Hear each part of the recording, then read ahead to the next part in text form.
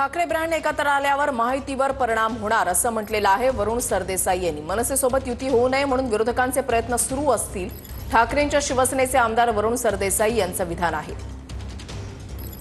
दोन्ही भाऊ एकत्र येण्यामुळे कुठेतरी महायुतीला मुंबईमध्ये आणि इतर महानगरपालिकेमध्ये फटका बसेल अशी चर्चा सुरू आहे। आज एकनाथ शिंदेंना देखील दोन्ही भावांविषयीची प्रतिक्रिया विचारली, त्यांनी बोलणं टाळलेलं आहे।